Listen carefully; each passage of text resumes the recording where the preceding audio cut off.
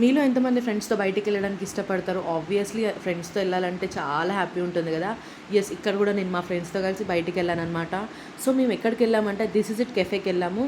దీని long video నేను నిన్న పోస్ట్ చేశాను. ఈ వీడియో కింద నేను ట్యాగ్ చేస్తాను, ఖచ్చితంగా వెళ్ళి చెక్ చేయండి.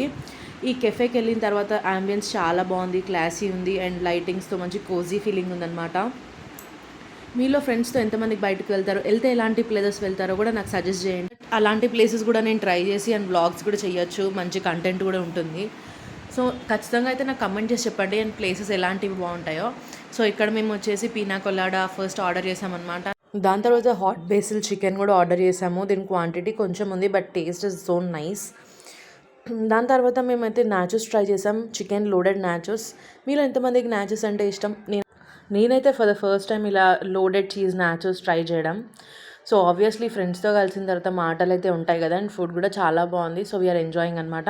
మీరు ఈ వీకెండ్ ఎలా స్పెండ్ చేశారో కూడా నాకు ఖచ్చితంగా కామెంట్ చేయండి.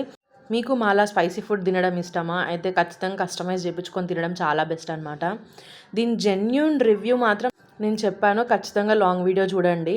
చూసి ఆ వీడియో ఎలా ఉందో కూడా నాకు కమెంట్ చేసి చెప్పండి.